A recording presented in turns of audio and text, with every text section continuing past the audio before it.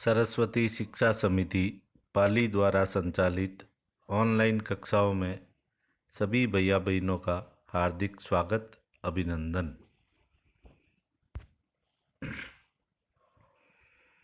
प्रिय भैया बहनों, आज हम नया अध्याय प्रारंभ करने जा रहे हैं।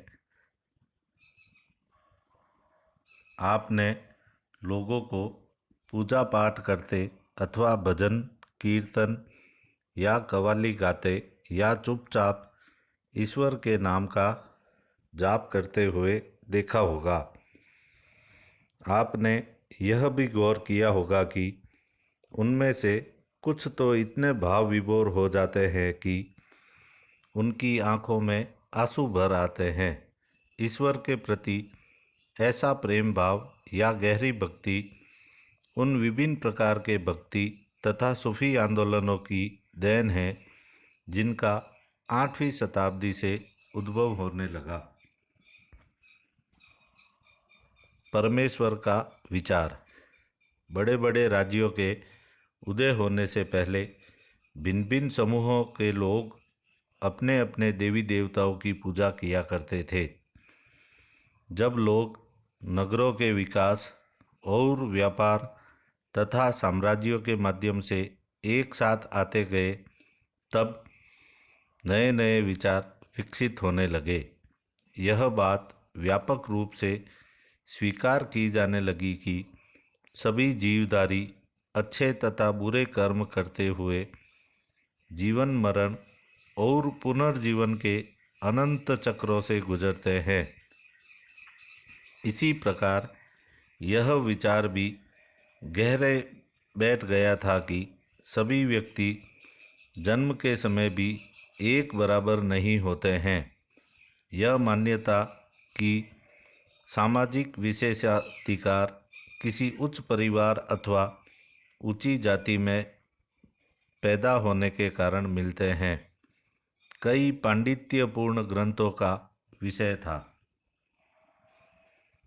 अनेक लोग ऐसे विचारों के कारण बेचैन थे, इसलिए वे बुद्ध तथा जैनों के उपदेशों की ओर उन्मुख हुए, जिनके अनुसार व्यक्तिगत प्रयासों से सामाजिक अंतरों को दूर किया जा सकता है और पुनर्जन्म के चक्र से छुटकारा पाया जा सकता है। कुछ अन्य लोग परमेश्वर संबंधी इस विचार से आकर्षित हुए कि यदि मनुष्य भक्ति भाव से परमेश्वर की शरण में जाए तो परमेश्वर व्यक्ति को इस बंधन से मुक्त कर सकता है।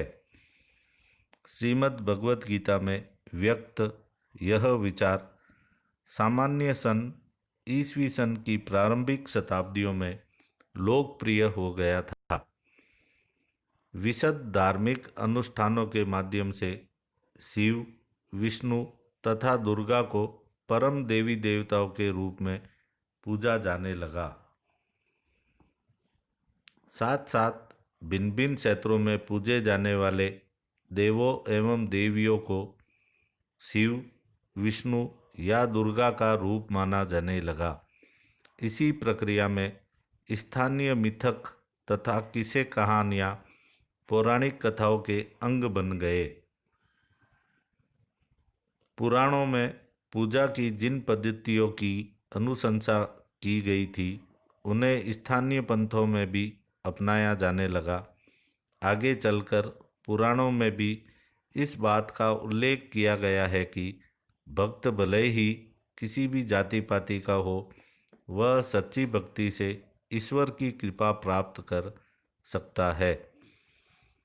भक्ति की विचारधारा इतनी अधिक लोकप्रिय हो गई कि बौद्धों और जैन मतावलंबियों ने भी इन विश्वासों को अपना लिया।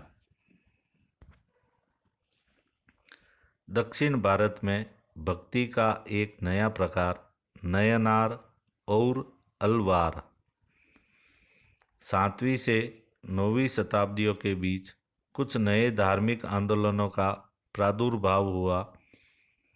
इन आंदोलनों का नेतृत्व नयनारों अर्थात शैव संतों और अल्वारो वैष्णव संतों ने किया। ये संत सभी जातियों के थे, जिनमें पुलैया और पनार जैसी अस्पृश्य समझी जाने वाली जातियों के लोग भी शामिल थे। वे बौद्धों और जैनों के कटु आलोचक थे और शिव तथा विष्णु के प्रति सच्चे प्रेम को मुक्ति का मार्ग बताते थे। उन्होंने संगम साहित्य, तमिल साहित्य का प्राचीनतम उदाहरण और सामान्य सन यानी ईस्वी सन की प्रारंभिक शताब्दियों में रचित में समाहित प्यार और शूरवीरता के आदर्शों को अपनाकर भक्ति के मूल्यों में उनका समावेश किया था। नयनार और अल्वार घुमक्कड़ साधु संत थे। वे जिस किसी स्थान या गांव में जाते थे, वहाँ के स्थानीय देवी देवताओं की प्रशंसा में सुंदर कविताएं रचकर उन्हें संगीतबद्ध कर दिया करते थे।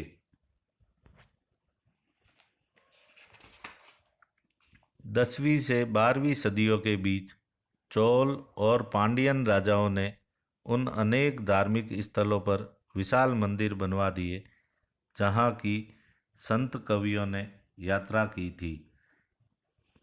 इस प्रकार भक्ति परंपरा और मंदिर पूजा के बीच गहरे संबंध स्थापित हो गए। यही वह समय था जब उनकी कविताओं को संकलन तैयार किया गया था। इसके अलावा अल्वारो तथा नयनार संतों की धार्मिक जीवनियाँ भी रची गई। आज हम भक्ति परंपरा के इतिहास लेखन में इन जीवनियों का स्रोत के रूप में उपयोग करते हैं। हमने पूर्व की जो स्लाइड्स में प्रकरण को समझने का प्रयत्न किया है, उसमें से ही इन 5 प्रश्नों के उत्तर आप अच्छी तरह से समझते हुए, ढूंढते हुए देने का प्रयत्न करेंगे। धन्यवाद।